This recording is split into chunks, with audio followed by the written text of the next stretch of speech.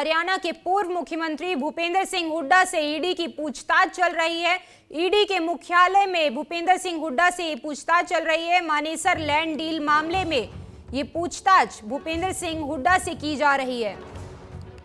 इससे पहले भी ईडी ने इस मामले में भूपेंद्र सिंह हुड्डा से दिल्ली में पूछताछ की है और एक बार फिर भूपेंद्र सिंह हुड्डा से ये पूछताछ ईडी द्वारा की जा रही है।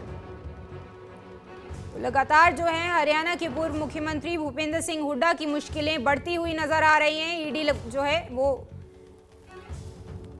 भूपेंद्र सिंह हुड्डा से पूछताछ कर रही है। दिल्ली में ये पूछताछ चल रही है। बता दें इससे पहले भी इसी मामले में जो है भूपेंद्र सिंह हुड्डा से पूछताछ हो चुकी है। मानेसर लैंड डील मामले में ईडी ने इससे पहले भी भूपेंद्र सिंह हुड्डा से पूछताछ की थी।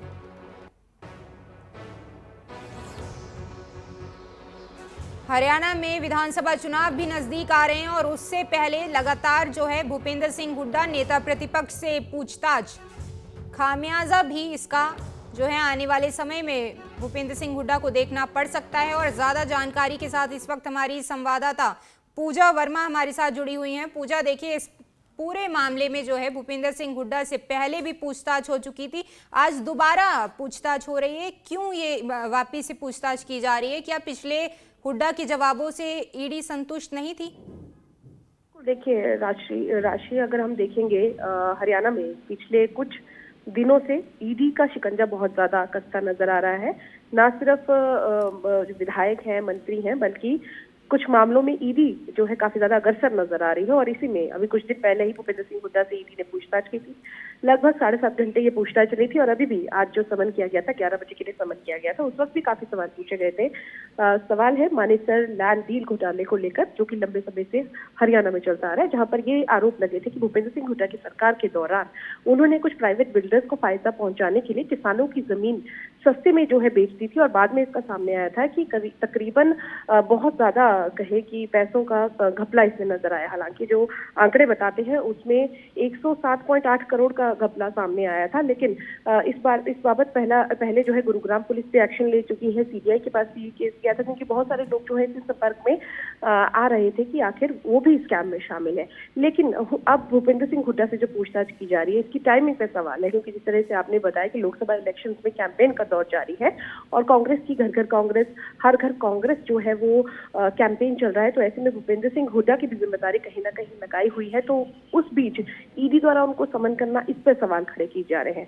दूसरी ओर अगर हम बात करें तो जहां कांग्रेस ने अपने उम्मीदवारों के आवेदन मांगे हैं, तो जिम्मेदारी कहीं ना कहीं भूपेंद्र सिंह हुड्डा की भी बहुत ज्यादा बड़ी बन जाती है, क्योंकि सीएलपी लीडर वही है। और ऐसे में जो गुटबाजी हरियाणा में देखने को मिलती है, इन सारी चीजों के बीच में अगर हम कहें कि भूपेंद्र सिंह हुड्डा को ईडी की ओर से सप्रेस करने के लिए जो ये सारी चीजें की जा रही है, ये इल्जाम भी जो है कांग्रेस की ओर से लग रहे हैं।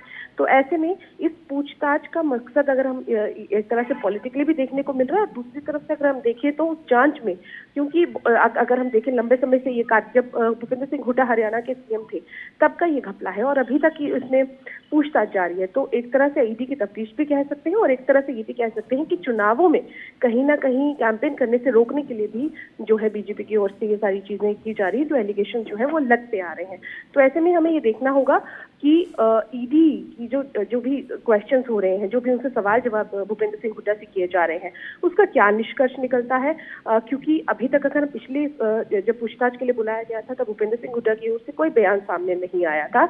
तो अब देखना होगा आज वो क्या कुछ कहते हैं। जी बहुत शुक्रिया पूजा तमाम जानकारी के लिए। तो भूपेंद्र सिंह हुड्डा नेता प्रतिपक्ष से इस वक्त ईडी की पूछताछ जारी है। इससे पहले भी मानेसर लैंड डील मामले में भूपेंद्र सिंह हुड्डा से ईडी की पूछताछ हो चुकी है। करीब 7.5 घंटे पूछताछ चली थी, जिसके बाद एक बार फिर ये पूछताछ चल रही है। हालांकि आने वाले समय में, क्योंकि चुनाव भी नजदीक आ रहे हैं, इसका खामियाजा कहीं ना कहीं भूपेंद्र सिंह हुड्डा को भुगतना पड़ सकता है। लेकिन वहीं दूसरी ओर कांग्रेस की ओर से लगातार ये आरोप भी भारतीय जनता पार्टी पर लगते रहे हैं कि चुनावों के समय ही ईडी जो है ऑपोजिशन पर शिकंजा कसती रहती है।